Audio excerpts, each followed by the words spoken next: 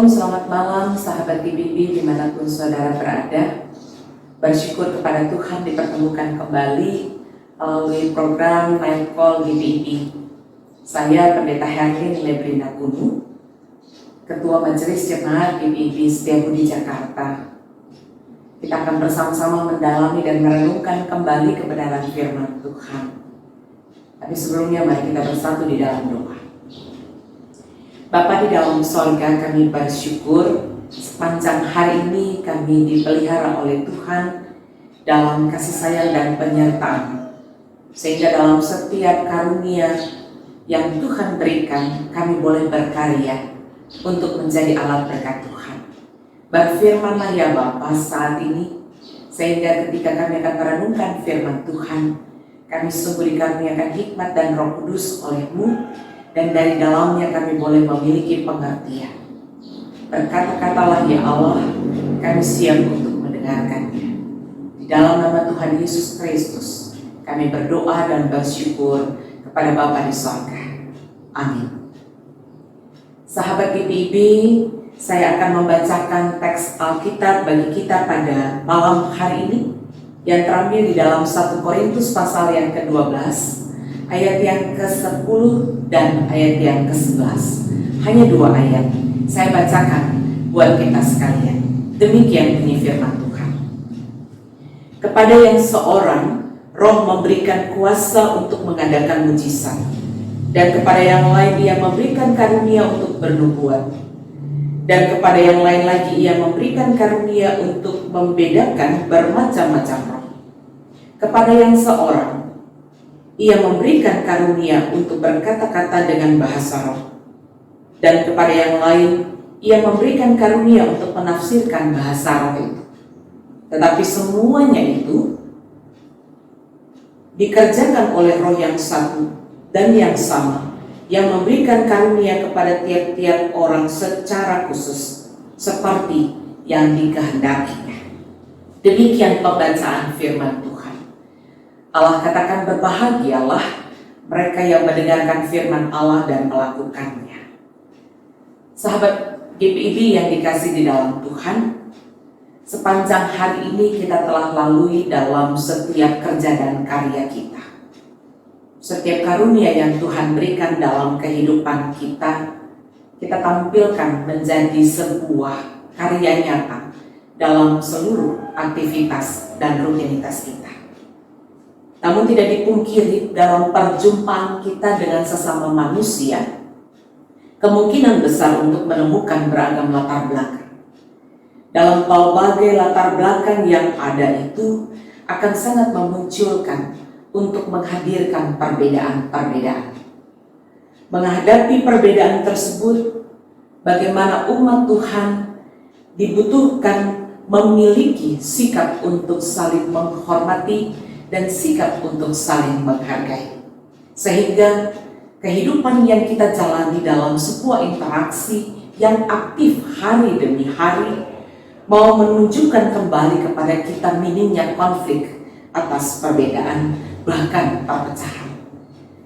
Sahabat GPIB yang dikasihi oleh Tuhan, hal ini pun mau berbicara tentang gereja yang terdiri atas banyak anggota. Gereja yang mempunyai banyak sekali karunia-karunia yang berbeda, yang Tuhan limpahkan dan Tuhan berikan kepada setiap orang. Oleh sebab itu, gereja pun sangat rentan mengalami perpecahan. Apalagi masing-masing anggota bisa lebih mengedepankan egonya masing-masing. Teks firman Tuhan pada malam hari ini lewat surat Rasul Paulus dalam suratnya yang pertama kepada jemaat di Korintus, ingin mau menampilkan dan menceritakan apa yang terjadi dalam persekutuan jemaat di Korintus. Dalam suratnya, Rasul Paulus ingin mau mengatakan bahwa perbedaan karunia rohani ternyata melahirkan kesombongan rohani pada sebagian jemaat. Kesombongan rohani itu membuat dan menghadirkan perselisihan, bahkan perpecahan, sehingga tidak dapat dipungkiri dan dihindari. Sahabat GPIB yang dikasihi dalam Tuhan, Paulus ingin mengingatkan bahwa tidak ada status tinggi dan tidak ada status yang rendah dalam tubuh Kristus.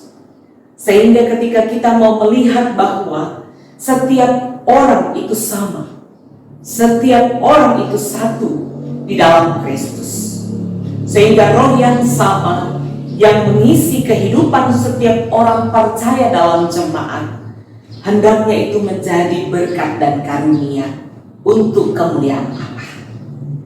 Setiap kita juga yang menerima karunia rohani yang beragam daripada Allah, itu juga seperti tertulis dalam teks ayat yang ke-10 tadi, dalam bacaan kita pada malam hari ini. Ada karunia mujizat, ada karunia bernubuat, ada karunia membedakan bagaimana macam-macam roh, ada karunia berkata dalam roh, ada karunia untuk menafsirkan bahasa roh. Dalam kepelbagaian karunia itu, tujuannya agar semua jemaat bisa dapat bekerja sama, bisa dapat berkontribusi untuk memberikan yang terbaik, untuk mencapai satu tujuan, memuliakan nama Allah. Paulus menganalogikan gereja sebagai tubuh. Kata tubuh di sini ingin mau memiliki banyak sekali organ yang berbeda. Namun setiap bagian tubuh haruslah bekerja sama agar tubuh utama dapat tercapai dan tujuan utama dari tubuh itu dapat tercapai. Demikian juga hendaknya setiap orang percaya mereka harus bersatu, mereka harus berkolaborasi agar tujuan utama gereja itu dapat tercapai. Sahabat IPB yang dikasih di dalam Tuhan, setiap orang percaya memiliki karunia yang berbeda untuk maksud dan tujuan yang Allah tetapkan. Saya ulangi, bahwa setiap kita sebagai orang percaya memiliki karunia yang berbeda-beda untuk maksud dan tujuan yang telah Allah tetapkan bagi kita.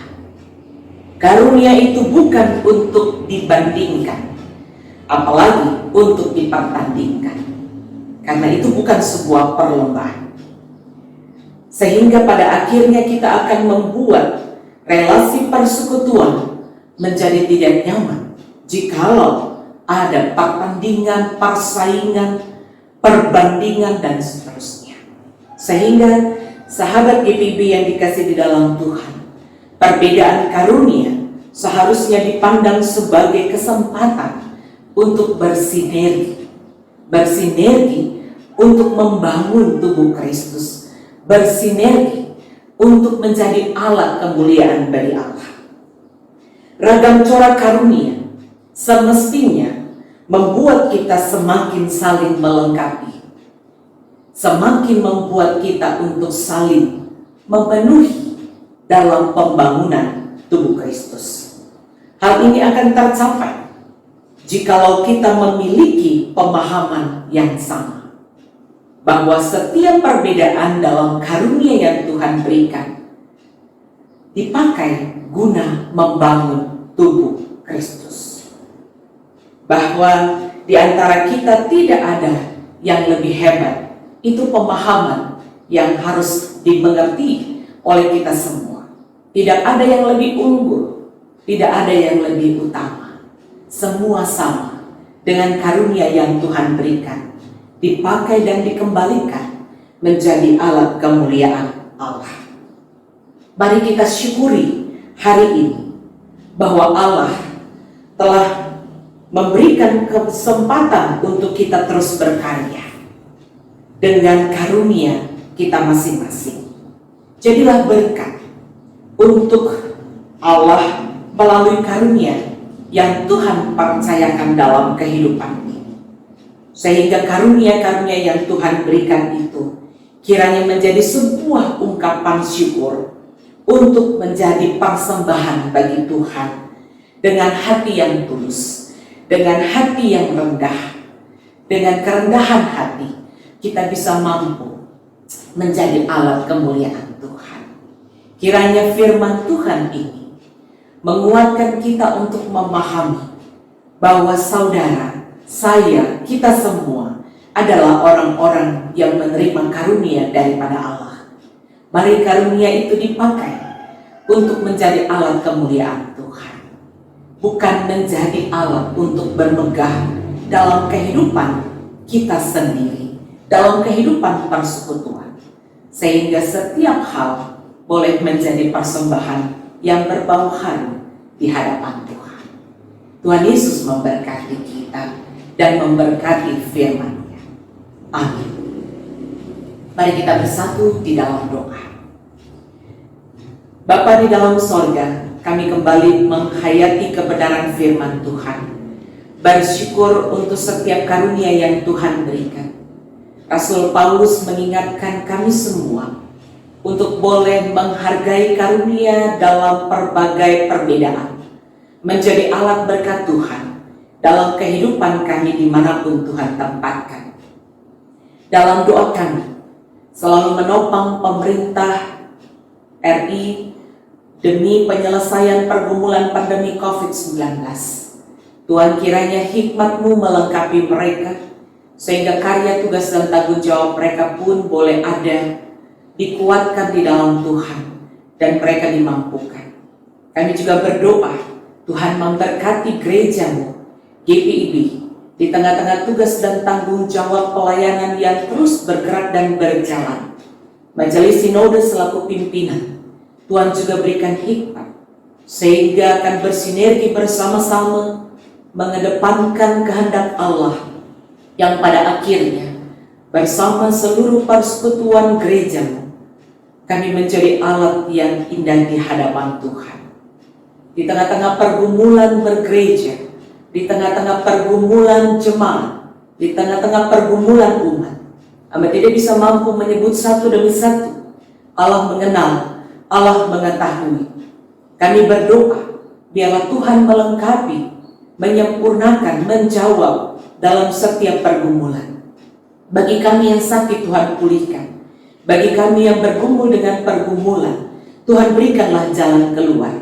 Bagi kami yang berhadapan dengan setiap tujuan kehidupan, kami ingin melibatkan Tuhan dalam seluruh tujuan kehidupan kami, sehingga apa yang ingin kami lakukan tercapai dalam kehendak Allah yang memberkati. Terima kasih Bapa di dalam sorga. Kami juga berdoa untuk kami semua, sahabat GPIB, dimanapun kami berada, di tengah-tengah kehidupan kami, bersama keluarga, di tengah-tengah karya, kerja, tugas, dan tanggung jawab kami, di tengah-tengah perjuangan kehidupan. Berkaryalah ya Allah, tuntun dan pimpin kehidupan kami dalam setiap kerja dan karya hari lepas hari. Kami ingin menyerahkan di malam istirahat ini, biarlah Tuhan senantiasa menjaga tubuh roh jiwa kami. Dan jikalau Tuhan menghendaki kehidupan kembali menjadi bagian berkat yang kami terima, besok hari kami kembali dibangunkan dari tidur kami untuk kembali berkarya, untuk kembali melakukan segala yang terbaik bagi Allah di tengah-tengah karunia yang Tuhan berikan bagi kami. Terima kasih Bapa untuk setiap penyertaan-Mu sepanjang hari ini. Terima kasih untuk kemampuan yang Tuhan beri. Terima kasih untuk kekuatan secara fisik yang masih Tuhan lengkapi dan sempurnakan, sehingga kami boleh berkarya bagi nama Tuhan. Terima kasih untuk setiap hal dalam kebaikan yang telah Engkau nyatakan. Mohon ampun untuk salah dan dosa kami. Mungkin sepanjang hari ini kami melakukan hal-hal yang tidak Tuhan kehendaki. Kekudusan dan kelayakan daripada-Mu menyempurnakan kehidupan kami. Inilah ungkapan syukur kami. Inilah doa kami. Di dalam nama Tuhan Yesus Kristus, kami bersyukur dan menyerahkan kehidupan kami di malam hari ini dalam genggaman kuasa tangan pengasihan. Amin. Selamat istirahat bagi kita sekalian. Tuhan Yesus memberkati. Shalom.